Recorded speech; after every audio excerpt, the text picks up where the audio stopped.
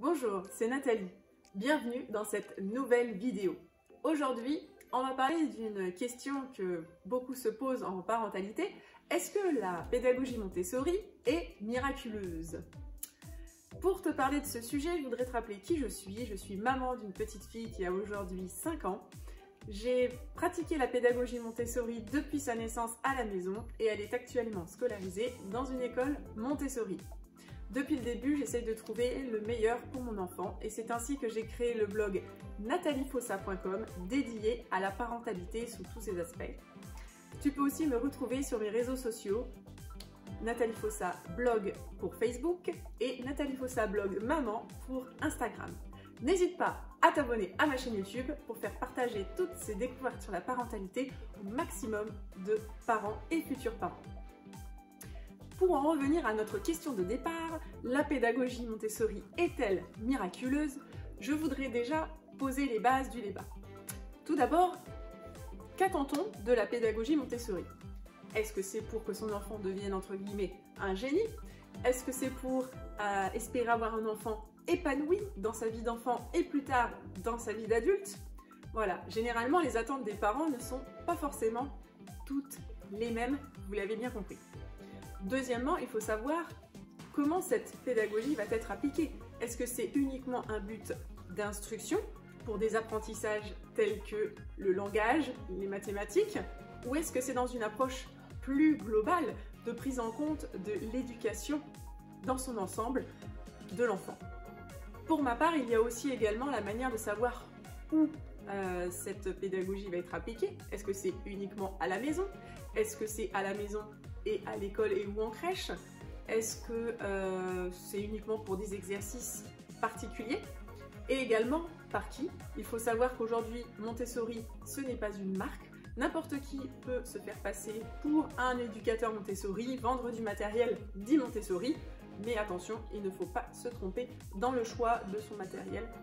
Ensuite, il y a question de savoir si on parle de la pédagogie Montessori uniquement en rapport au matériel que l'on peut trouver, ou est-ce qu'on l'applique plutôt, ce qui est plutôt d'ailleurs mon approche, comme une philosophie de vie. Puisque pour moi, la pédagogie Montessori, elle peut se retranscrire dans tous les aspects de la vie. C'est-à-dire la vie quotidienne, que ce soit pour le lever, le petit déjeuner, s'habiller, se laver, préparer à manger, jouer, les activités qu'on va proposer, la manière dont on va le faire, la bienveillance qu'on va pouvoir avoir envers nos enfants. Pour moi, tout ça fait partie d'une approche Montessori.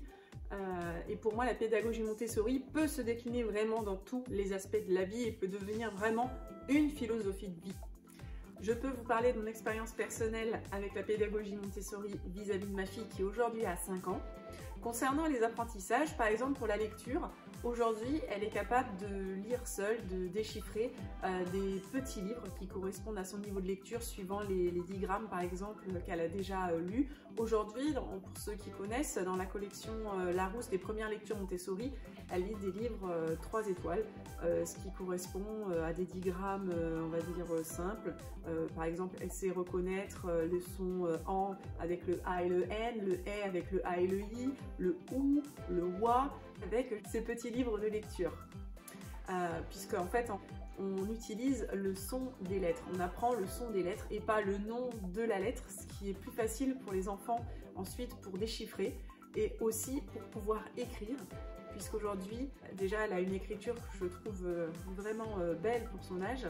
Elle a une bonne préhension puisqu'il y a beaucoup d'exercices au niveau de la manipulation pour la motricité fine bien avant l'écriture pour s'assurer d'avoir une bonne prise du stylo notamment.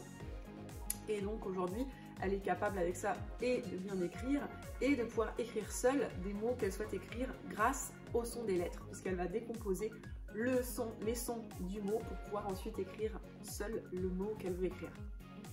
Voilà pour l'aspect, on va dire, langage. Pour l'aspect mathématique, les enfants vont pouvoir appréhender les chiffres et les grands nombres de manière assez rapide, puisqu'aujourd'hui, elle est capable de faire par exemple des additions ou des soustractions avec du matériel physique adapté qui lui permettent de manipuler des grands nombres. toute cette utilisation de matériel concret, donc physique en 3 dimensions, va permettre aussi plus tard d'intégrer des concepts abstraits beaucoup plus facilement. Et ça, c'est une des grandes forces de la pédagogie Montessori, c'est de toujours s'appuyer en premier sur des outils concrets, physiques, avant de passer à l'abstraction. Je ne sais pas si on peut parler de miracle, mais en tout cas, je pense que c'est la meilleure solution pour préparer nos enfants à leur, à leur avenir, dans le sens où ils vont voler de leurs propres ailes et surtout qu'ils soient aptes à voler de leurs propres ailes avec leurs propres choix. Le but de la pédagogie Montessori, effectivement, c'est aussi d'inculquer des connaissances, c'est très important, mais ça va justement permettre de donner à l'enfant une confiance en lui et surtout de savoir faire ses propres choix, de savoir ce qu'il veut. Combien de jeunes adultes aujourd'hui ne savent pas ce qu'ils veulent faire, ne serait-ce qu'au niveau professionnel. Voilà, donc pour moi, c'est le bon chemin pour permettre d'avoir des enfants qui vont savoir ce qu'ils veulent. Des fois, ça peut être aussi un inconvénient. Quand votre enfant de 4 ans et demi vous précise que maintenant, oui, il choisira ses vêtements tout seul parce qu'il n'est pas d'accord avec ce que vous avez choisi. Bien sûr, il faut que ce soit en accord avec la météo du jour, du lieu où on le se rend, hein, bien évidemment. Mais effectivement, il y a une très grosse autonomie qui va se développer, des points de vue qui peuvent être aussi assez tranchés, des enfants qui ne vont pas hésiter à dire ce qu'ils pensent. Ça peut parfois déstabiliser, puisqu'aujourd'hui, dans l'éducation dite traditionnelle, on est plutôt habitué à ce que l'enfant soit soumis, respecter des règles de vie commune, bien évidemment, c'est tout à fait normal. On l'applique bien sûr dans la pédagogie Montessori. Heureusement, c'est le respect commun qui fait qu'on peut vivre ensemble et en communauté. Mais l'enfant a aussi droit à sa propre réflexion et à son propre avis sur les questions qui le concernent. Ce qui est certain, c'est que la pédagogie Montessori permet une individualisation de l'éducation et de l'instruction. Le but n'est pas de dupliquer sur nos enfants comme sur des robots, mais de bien prendre en compte notre enfant comme un être unique et donc de pouvoir s'adapter à ses besoins et aussi d'écouter ses besoins, tout en inculquant à l'enfant qu'effectivement il n'est pas seul, qu'il y a un groupe et que sa liberté effectivement elle est là, mais elle est régie au sein d'un cadre. C'est ça vraiment aussi qui est très important et intéressant, c'est que plusieurs générations d'enfants, par exemple dans une crèche ou dans une école Montessori, vont pouvoir interagir ensemble. Les grands vont pouvoir apprendre, montrer aux plus petits, ce qui va leur permettre d'augmenter leur confiance en eux, puisqu'ils vont pouvoir montrer leurs compétences et donc ils ont conscience des compétences qu'ils ont déjà développées. Ils vont aussi développer leur empathie, puisqu'ils vont être là pour aider d'autres qui ne savent pas forcément comment faire. Et il n'y a pas de question de niveau ni de tranche d'âge. À tel âge, tu devrais savoir faire ça, par exemple. Et les plus petits vont pouvoir progresser en voyant les grands montrer l'exemple. Et les petits qui deviennent grands comprennent aussi l'importance des règles.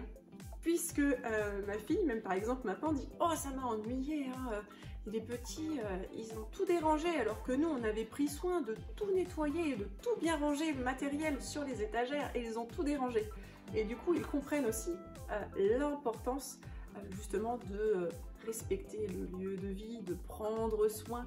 Il y a aussi beaucoup l'apprentissage du beau, les manipulations, voilà. Tout ça, c'est quelque chose qui, pour moi, me font dire que la pédagogie Montessori n'est peut-être pas, en tout cas, miraculeuse, mais en tout cas, elle peut aider tous les enfants, pour moi, qu'ils soient, que ce soit des enfants TDAH, que ce soit des enfants autistes ou des enfants au potentiel, à pouvoir justement ce que tous ces enfants aient accès à leur plein potentiel.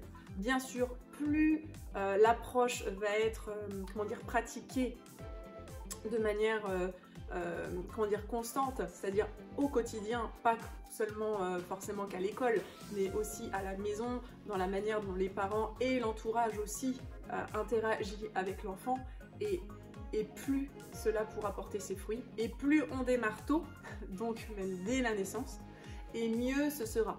Il est beaucoup plus facile d'élever des enfants dans un bien-être pour qu'ils deviennent justement des adultes qui se sentent bien dans leur peau, que d'avoir une enfance un peu amochée, même par des violences éducatives ordinaires qui peuvent nous paraître banales, que de réparer justement un adulte plus tard. Voilà pourquoi je communique beaucoup sur tous ces aspects de la pédagogie Montessori et que j'espère qu'un maximum de parents pourront faire bénéficier de tous ces enseignements leurs enfants.